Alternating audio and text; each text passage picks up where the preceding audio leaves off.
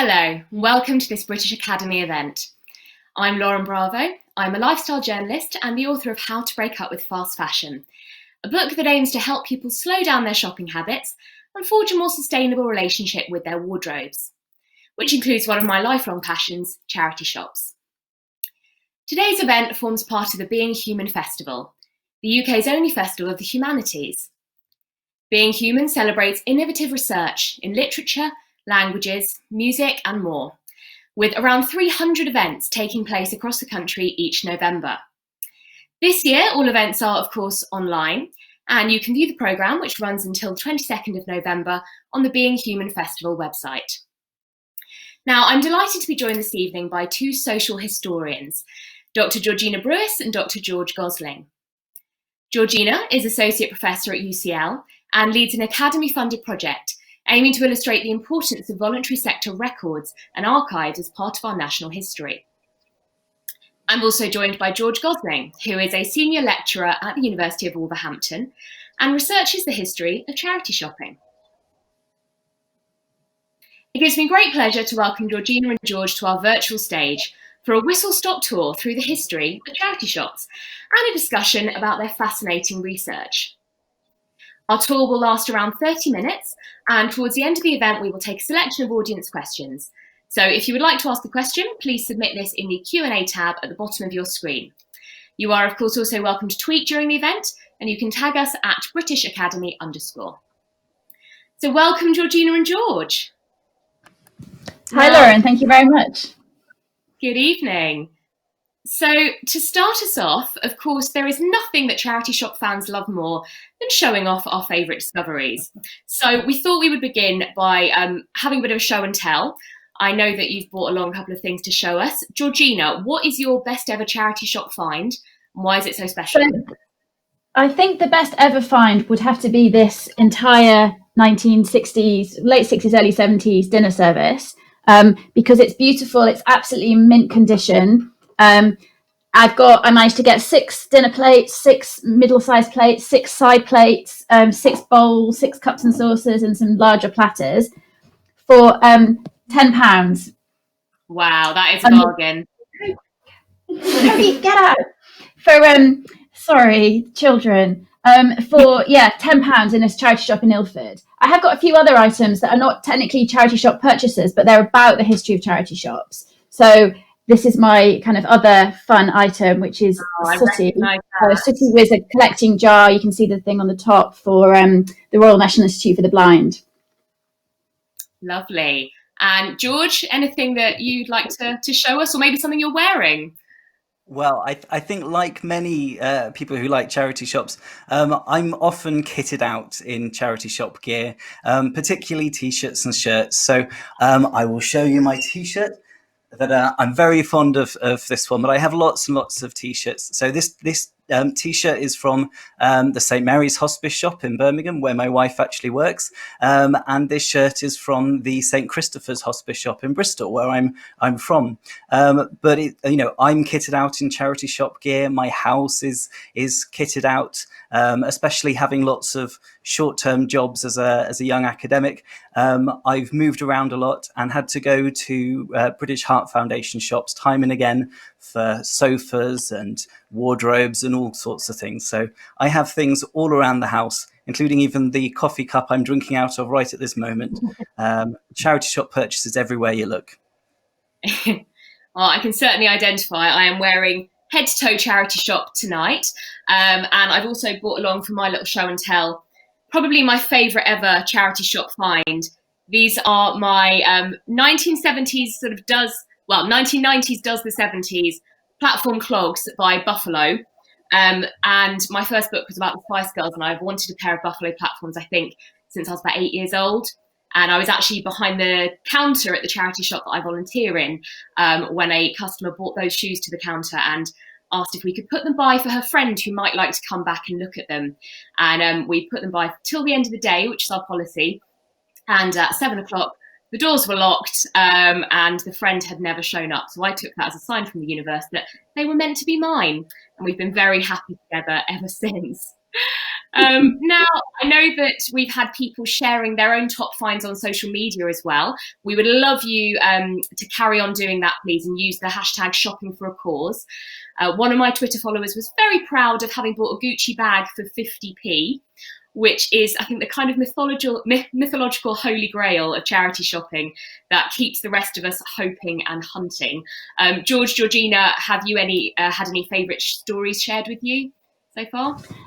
Yeah, I mean, I like the story that was posted on. We wrote a blog for the Social History Society, and somebody posted a comment about how in the 1970s, this person made friends with the local charity shop old ladies, as he called them, and they would set aside items for him, including a 1930s suit that he was very much after, and he really liked that. So that was his kind of. He was going obviously back from the 70s to the 30s for his vintage finds. Wow, that just shows you've got decades and decades worth of eras and references to find. So without further ado, should we begin our tour?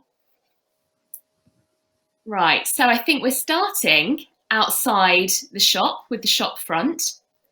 Now, if we're imagining we're standing on a virtual high street, I'm sure it's quite a familiar scene to all of us. Charity shops are a quintessential part of the British high street these days, and obviously they hold a special place in the hearts of many people. But has this always been the case? Yeah, so you can see in this image, this could be basically any high street in Britain. Charity shops are completely, very familiar to all of us. There are over 11,000 of them across the UK.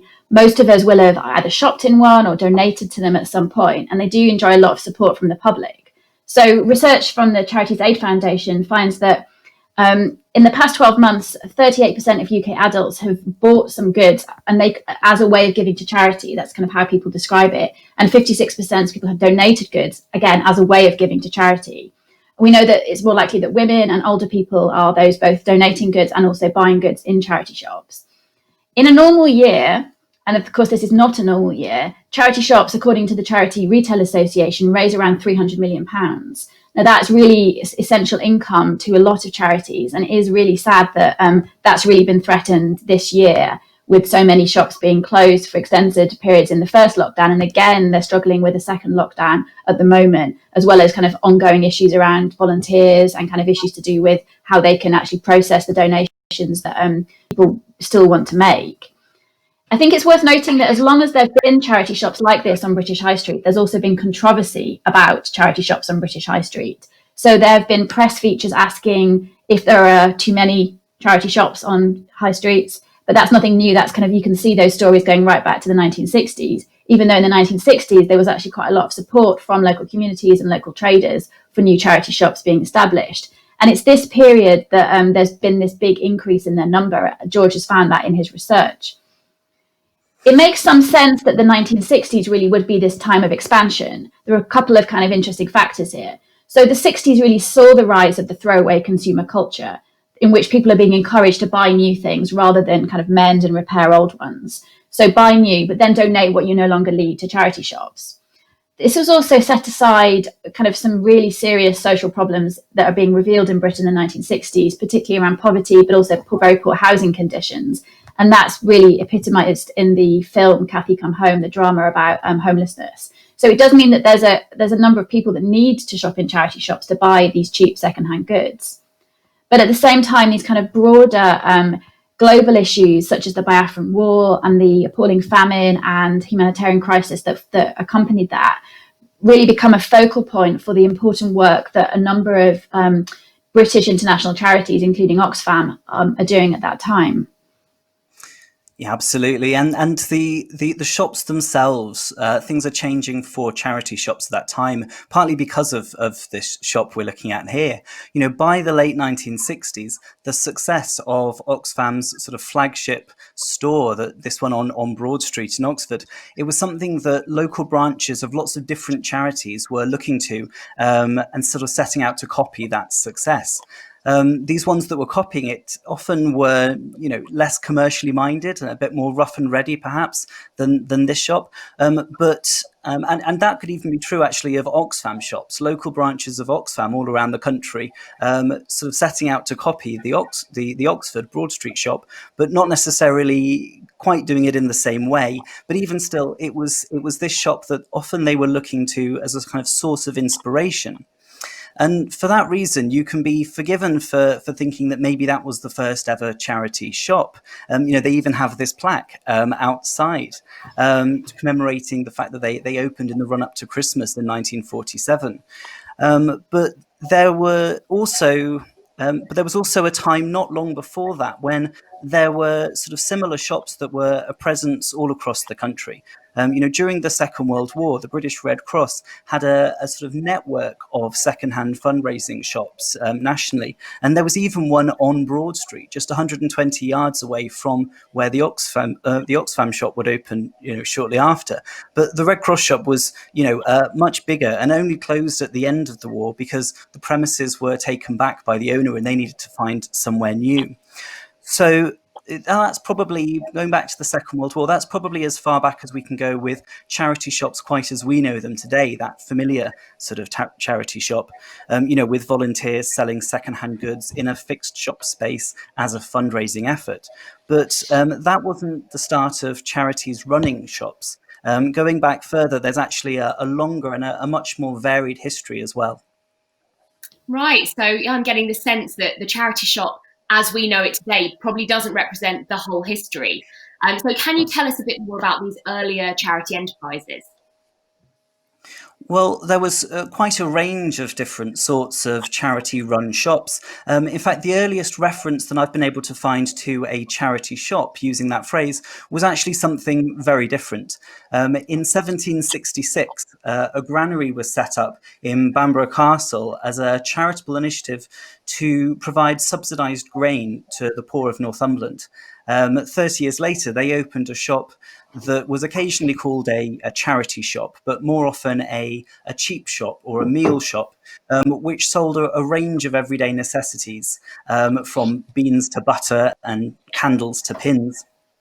But if we go on 100 years, then we find that the Salvation Army was selling secondhand goods to those who might have struggled to afford them normally. But this was not just about selling cheap to people who needed it. It was also a sort of, initially at least, a sort of job creation scheme, really. So collecting and then selling salvage was one part of the operation of what the Salvation Army called their elevators. These developed from being shelters into being places for men to train in new skills, and selling secondhand goods was one of those skills. But interestingly, the Salvation Army was actually doing a sort of different set of things. They were also doing something very different from their trade department. And you can see here the headquarters of the trade department on the corner of Judd Street, just by Euston Station. What they were doing there was sort of selling a whole host of purpose-made goods, always made by Salvationists, that could kind of kit you out with everything you needed to live a good Salvationist life. This might include the uniform that you might wear, or the musical instruments you might need to play in the Salvation Army band. And it was a very profitable side of their operation, and because of that, they received quite a lot of criticism for it. But they weren't the only people selling purpose-made goods. Without the focus on making a profit, you also see disability charities at the turn of the century opening shops. These would have been linked to the craft workshops of the kind that we see here. And the shops would have been sort of trying to find a market for the items that were being produced. And there's often quite a negative view now of these charities, and the fact that these charities were training people up in lines of work that would soon look rather dated. But the shops were an important part of keeping those schemes functioning, sometimes as late as the 1980s. So the whole range of things going on there. That's really interesting. So if we are looking into the window of our charity shop, today we would be used to seeing dressed up mannequins, maybe a selection of homewares, even larger pieces of furniture, perhaps some seasonal displays. But what would people have seen in charity shop windows of the past? Would it have been very different? So the store windows are really operating to kind of entice customers in. Yeah, I'm hoping you can see this picture of the Oxfam shop on Broad Street again.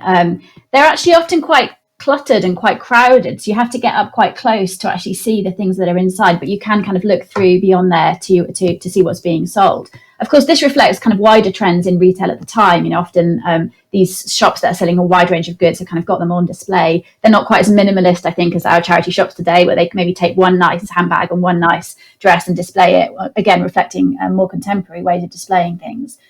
We need to remember, though, that in addition to fundraising and kind of raising money through the things they sold, the charity shop has always offered a kind of opportunity for publicity and awareness raising by very much by being at the heart of the community. So before 1989, charities are not able to buy commercial advertising on television in the UK, and radio appeals, any kind of charity appeal, is very highly regulated.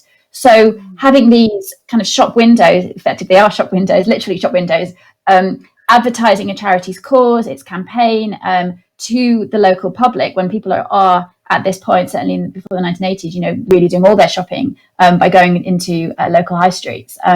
It's a really important place for them to have that opportunity. So, for example, the Red Cross Week every March, every springtime, it kind of varies, May, March, are kind of advertised in the store windows of the British Red Cross. And there are other similar examples. So, for example, during times of where there's a big kind of huge fundraising campaign. So, for example, in 1984-85, there's a massive campaigning and fundraising for the famine in Ethiopia, and charity shops are using their kind of their shop window to put these big posters up to try and solicit donations to that. Inside the shop as well, there are kind of other ways that they're using posters and displays to encourage people to volunteer, to get involved in campaigns, to sign petitions, to perhaps donate goods or bring in things like old coins or foreign coins to raise money. So they're really using the space, charities using the space very cleverly, I mean, in a really wide range of ways. So basically, as long as there've been these kind of charity shops, there's been this mix of showing off kind of what's on sale, but also what is the cause and what's the cause behind it. So a really kind of classic example of that is St Dunstan's, which is this charity set up to rehabilitate and retrain people wounded, well, soldiers and sailors wounded during the First World War, and it kind of continues. But they very much use their shop windows to advertise the wares that they're selling. These, of course, are all made by the blinded ex-service people, but they also kind of, here you can see in this picture, this kind of claim of victory over blindness. They have a very explicit charitable sales pitch within the way it's framed. Yeah, it's a really striking store, isn't it? Now, I'm already imagining what treasures might have awaited shoppers inside. So should we go into our virtual shop? Now, in a charity shop on today's high street, of course, the first thing we would probably see when we walk through the door is racks of second-hand clothing, maybe also some toys, some bric-a-brac. Has this always been the case, or did they used to be full of very different offerings? Well, it hasn't necessarily been the case at all, in fact. In the research I've been doing, the oldest fundraising shop that I've been able to find actually didn't sell secondhand goods at all. Despite the tradition of charity bazaars, the earliest dedicated fundraising shop that I've been able to find in this country was a flower shop in the West End of London, from 1870 until the late 1930s. The money raised was entirely given over to a charity called St Agatha's Mission, a religious charity working in the West End. But then you can see something very different here in this image, which is from the Salvation Army's trade department headquarters, which was really more like an upmarket department store. So again, very different from what we might think of, but you still have the clothes and things that you can rummage around. You can see this. This is an advertisement for their seasonal sale in 1893 at Christmas for their Salvation Emporium, as they're calling it. So this is something different like an apartment store. That's very different from what you get shortly afterwards when they start opening salvage stores. And that's something perhaps more familiar to us, a bit more like a very early version of the charity shops that we know. So this image here is from 1809. This is the Leeds salvage store. This is where their Leeds elevator had opened a shop in order to sell the salvage items that have been collected.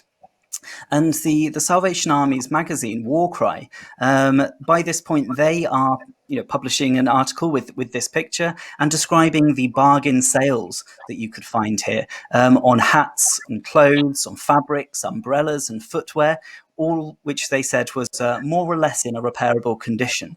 But there were all kinds of really unusual items. You might be able to see them in the kind of back of this picture too.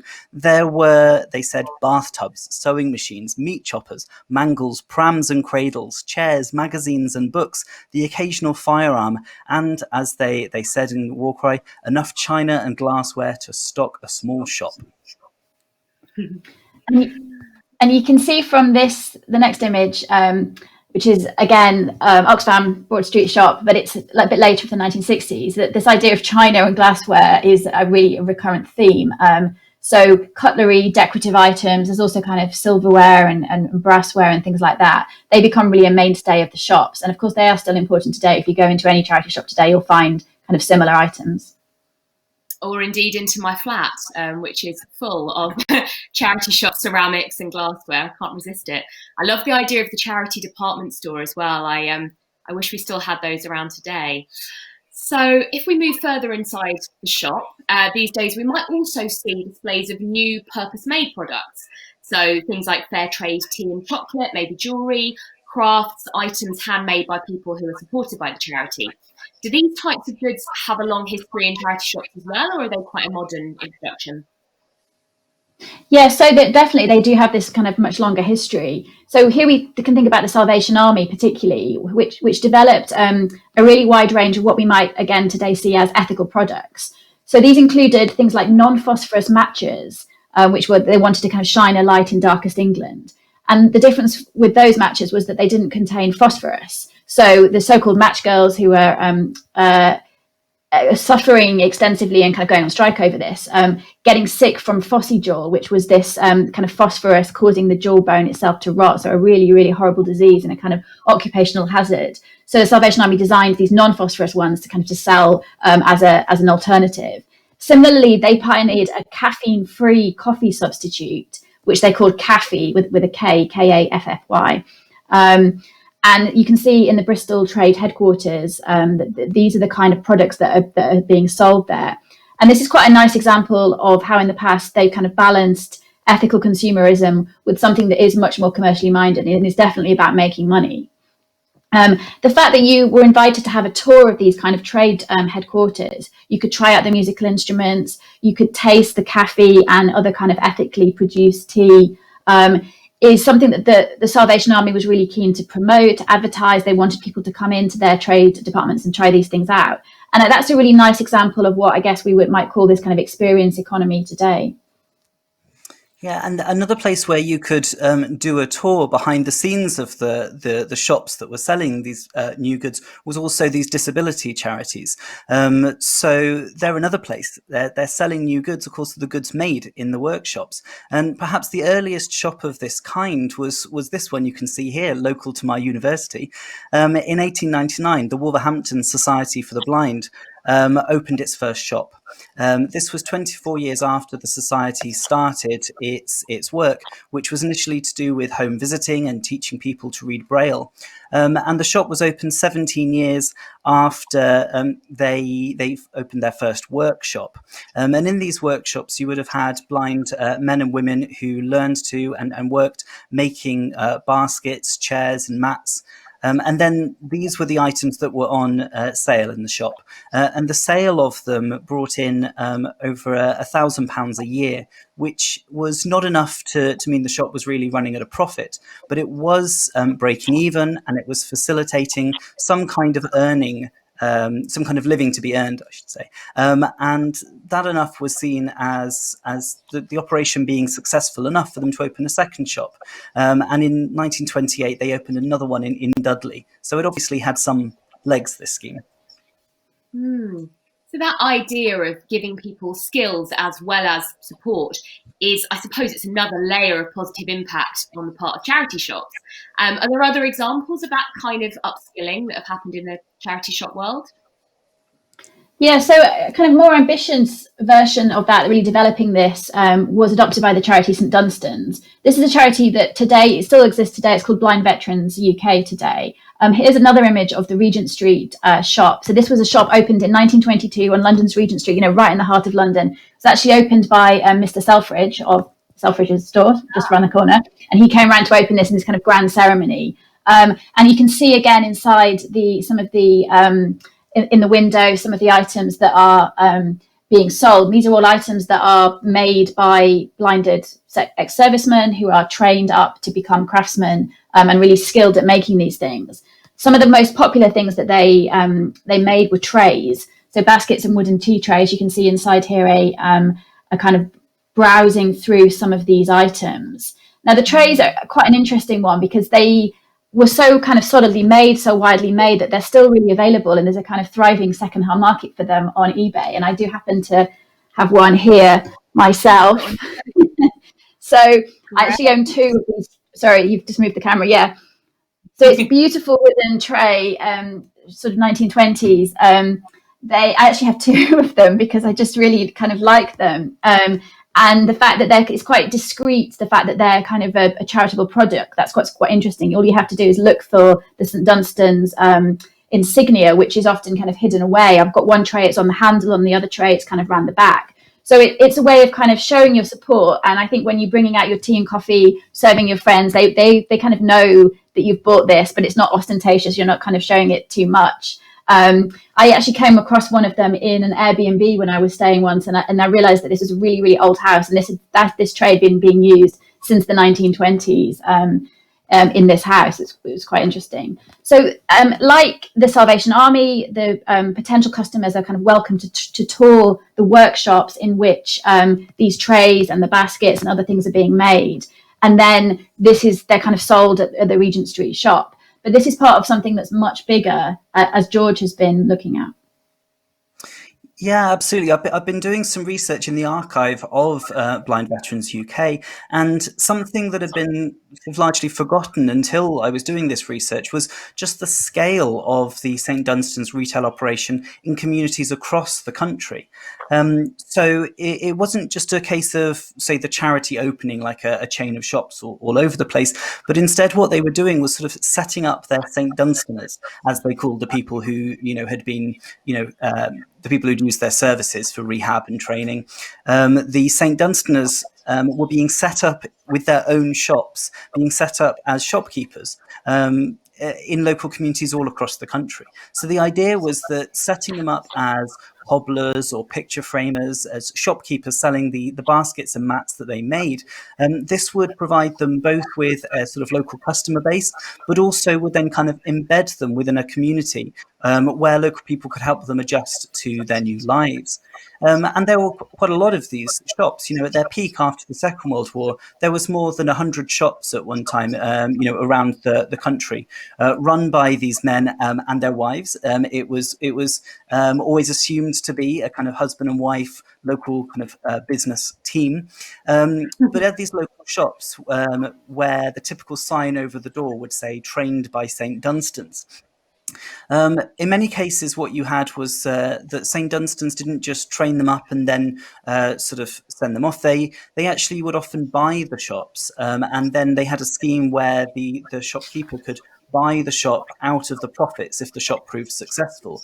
And the types of shops that they were running actually changed hugely over the years, over the course of the 20th century. So by the 1950s and 60s, they were much more likely to be newsagents, confectioners, tobacconists even. This is not what we typically imagine when we think of a charity shop, is it? Absolutely. Yeah. So, I mean, as I mentioned before, I'm sometimes the person who might be asking people they need any help in a charity shop. So I've volunteered in my favourite charity shop for 2.5 years now. And honestly, I find it so rewarding that often it's like they're doing me a favour, because it's just really brilliant to escape my laptop screen for a few hours, meet some new people, do something that feels practical and useful and has clear, tangible benefits for a good cause. Of course, getting to peruse the racks in the back room before everybody else is a perk as well. But obviously today, many charities depend on volunteers like me to staff their shops. But as you've just told us, since the St Dunstan's craftsmen ran their own. So can you tell us a little bit more about who was running the charity shops of the past? Absolutely, yeah. Well, these like disabled craftsmen and shopkeepers were not the only sort of paid staff running shops for charities. You know, from the 1880s, the Salvation Army's trade department was running a highly professional operation, exclusively hiring Salvationists, as one example. But then in the last, say, half century or so, there's often been a mix of paid staff and volunteers. So you might have sort of members of a charity, perhaps volunteering to help run a shop to raise funds for the local branch. While in other cases, you might have a charity hiring someone to head up their kind of retail operation or to run a particular shop. One example of this I came across, I spend a lot of time reading old newspapers, sort of local newspapers from all over the country, to kind of piece together where were all these different charity shops and what was going on with them. And some people were particularly good at getting into the local papers. And one of them was a woman I kept coming across called Mary Clow. So in 1969, this retired chemist, Mary, answered an advert to work for a small charity, a Cambridge-based charity set up by a reverend in Cambridge called the Society for Aid to the Hungry and Needy. And she opened a shop for them in Rugby. And I mean, it seemed like she was getting more interest from the local paper than from customers to start with, at least. Although business apparently did pick up by 50% after she decided to leave little Marcus at home. Little Marcus was her Jack Russell, who seemed to have a particular fondness for attacking the ankles of any men who came into the shop and sort of fending them off. It's not great for business.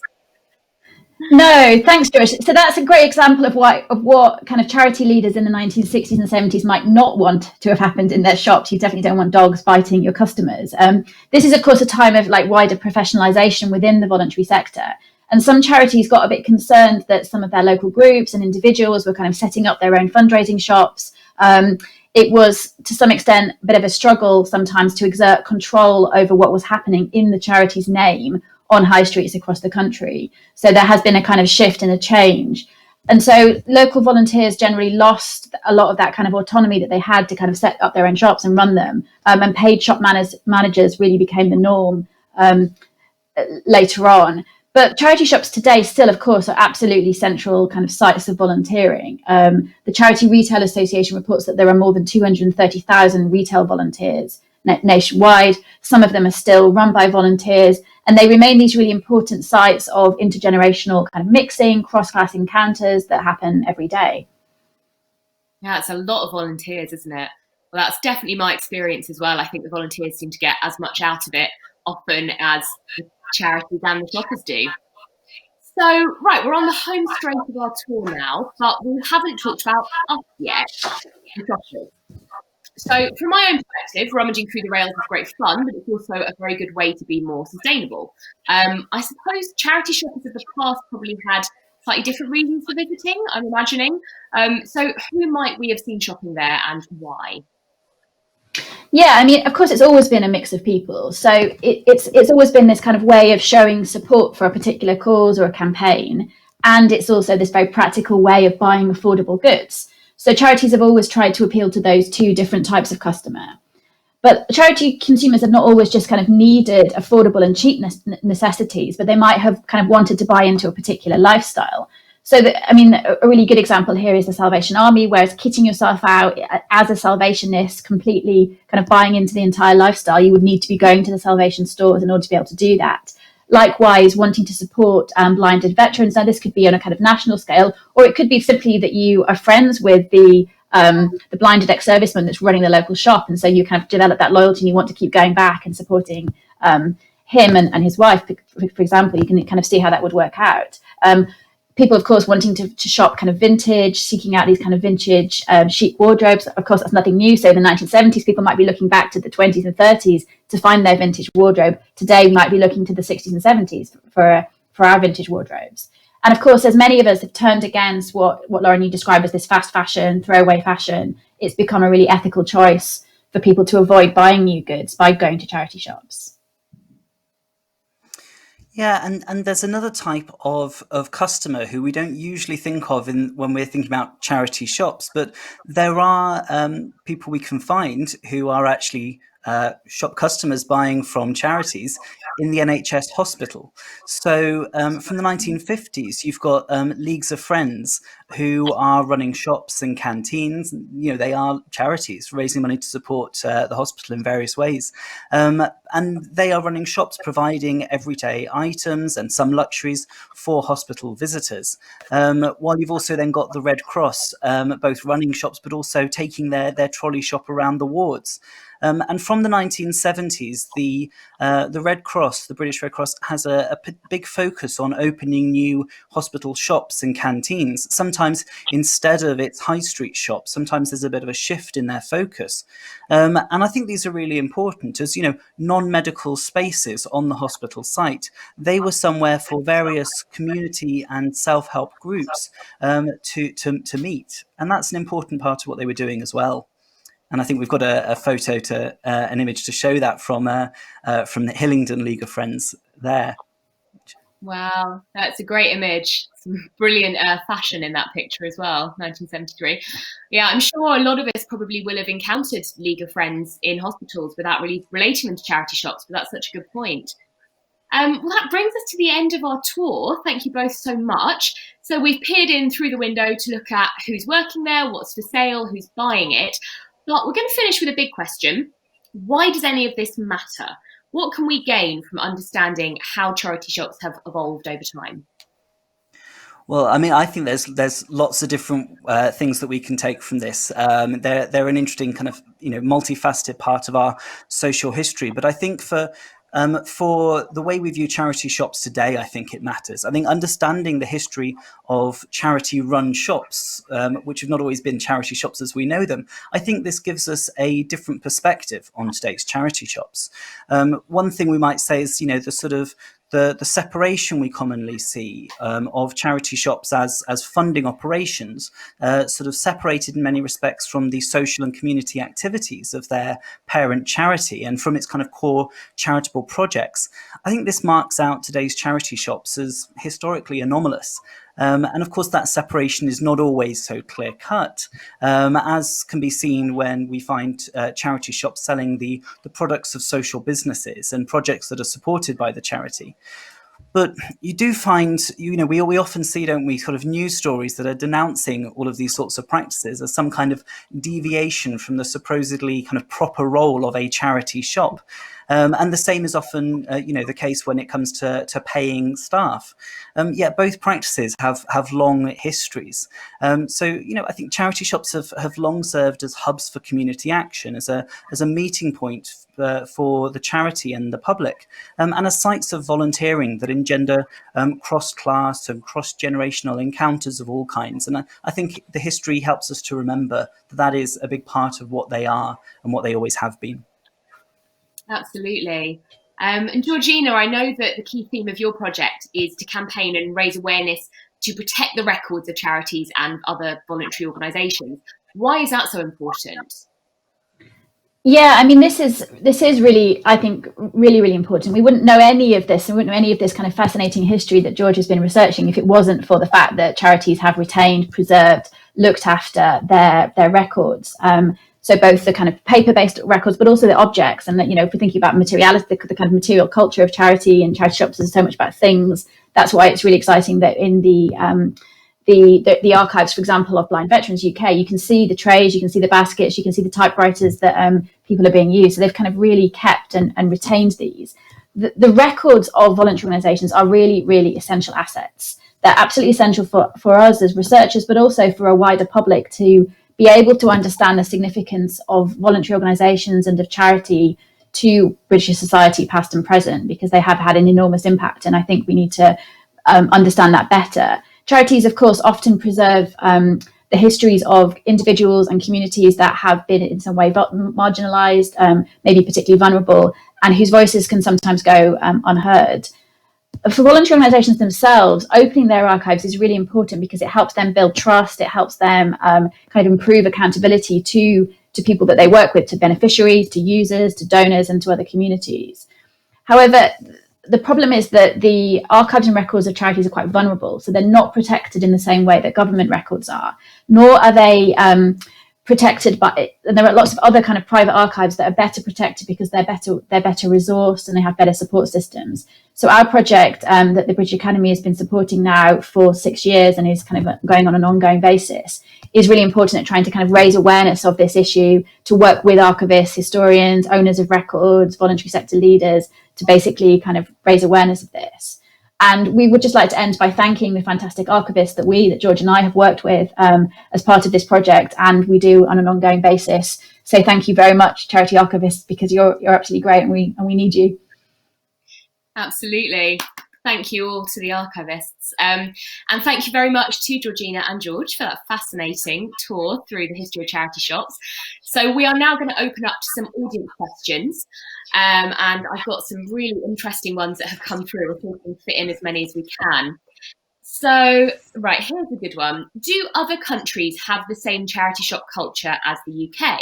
So we know that the US has thrift shops. I know I'm often hearing on, American TV shows, they'll talk about going to Goodwill. But what about Europe? What about other parts of the world? Well, it is quite unusual. It is quite distinctive, and it's different from that American tradition in some respects. The thrift store and Goodwill fits with the sort of things you might find the kind of Salvation Army secondhand shop tradition, but we have. The scale and variety of what we've been talking about is quite different. What you have in other countries does vary. So just to pick one example, in Germany, you do tend that there is a tradition of third world shops, as they are known, but that is specifically that they would tend to be selling craft items made in third world countries, as they might be called. We might use other phrases as well. But it's countries where there are projects that are being supported by the charity. So we do see this in these sort of trading I'm trying to remember exactly what there is, like trading departments, I think typically we would call them, whether that's Oxfam or Christian Aid or whatever it might be. That is those craft projects in those particular places that are being supported, and that tends to be the whole focus of what you get in the German shops. So that's quite different. Again, it's one part of it, not the whole range of what we've been talking about today. No, that's interesting. Yeah. Do we think that other countries might sort of catch on and start introducing more charity shops in our model, or is it just quite a uniquely British phenomenon? Well, I suppose that's your journalism, might spread the word, who knows? I'll certainly do my bit to evangelise for them overseas.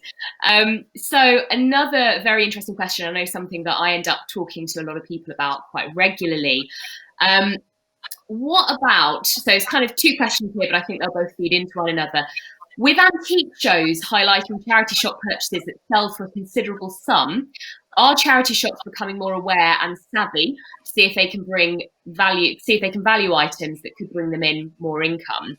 And then leading on from that, what about the modern trend we have then of people buying from charity shops to resell at a profit online? Is that against the whole spirit of the thing, or does it not matter as long as the charities are getting that income?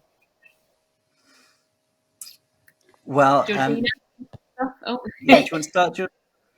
Yeah, I mean, so I can't really speak for the kind of contemporary charity shops and their business practices. I think what we've seen is that in the past, charities have had a very kind of business-like approach to this, and they've understood that that they need to pitch things at the right price to get people in the door, but in order to make to turn a profit.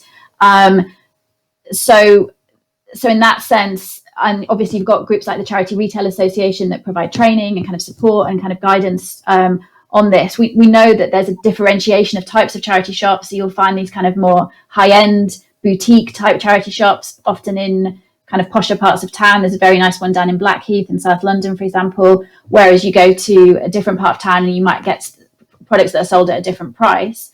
In terms of people kind of making money by finding items in charity shops and then selling them off for a profit, I mean, I guess that's,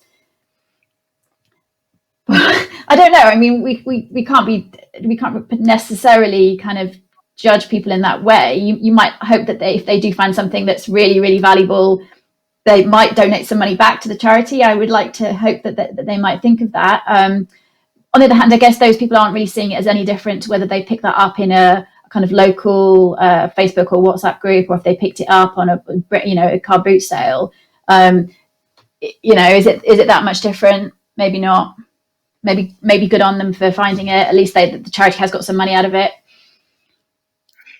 Yeah, I think these are really interesting questions, and this is my hope. The reason I've been doing this work, this wasn't actually the project I wanted to do. What I wanted to do was an oral history project where we could talk about people's memories and the kinds of experiences and encounters they've had. But I realized that before I could do that, I needed to actually figure out what the history was. What was I kind of building on by doing this oral history project, which is why I've been doing all this archival work.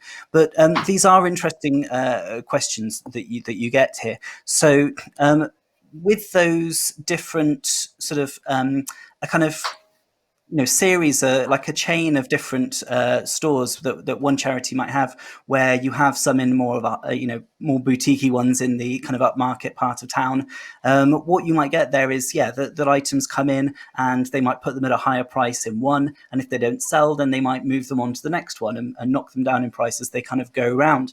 And what you get is, I think that within charity shops there is this kind of moral pressure to kind of find the right balance of charging enough that you're trying to make money for the charity, but that you're not going too far, that you're not being too too money grabbing about it. There is a balance to strike, and of course, who decides that balance is the person who walks into the charity shop. So it's a very localized kind of moral economy that you've got going on there.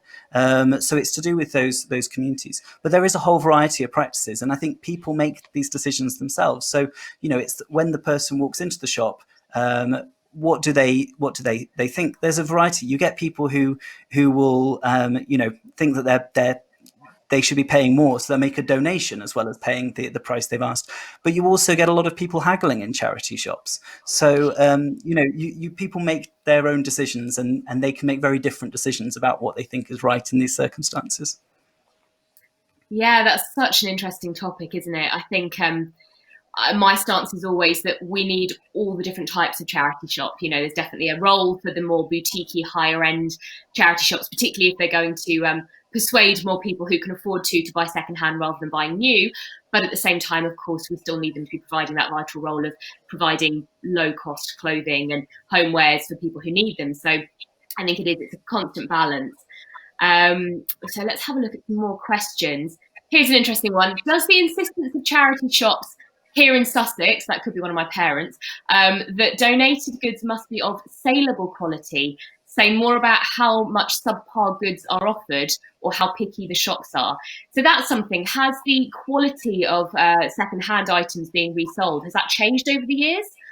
Do you think standards have gone up or down, or have they remained about the same? Well, I mean, this is an argument that's been going on across the kind of charity shop world for more than half a century.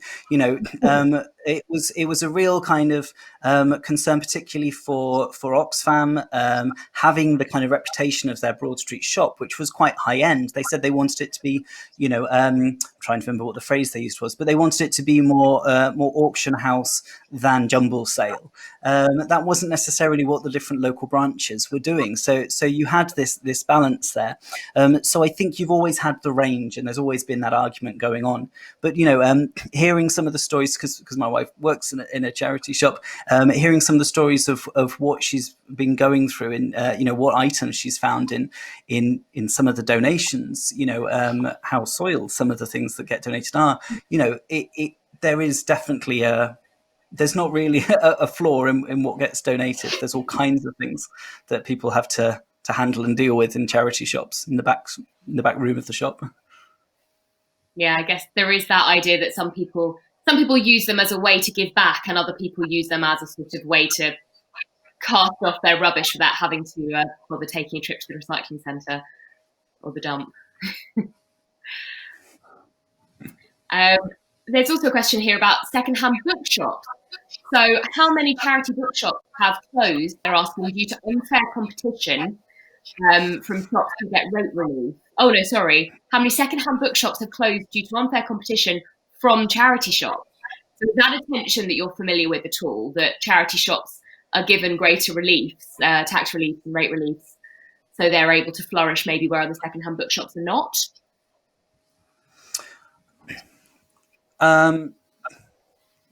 That's a good question. I'm trying to. So, in terms of the tax reliefs, that has changed. So, tax reliefs now are greater, but there were different tax reliefs that were around, say, in the sort of in the 1960s and 70s. But the scale and the nature of those tax reliefs, it is greater now. So that may have something to do with it. But sorry, I wasn't quite sure I followed the question. But in terms of bookshops.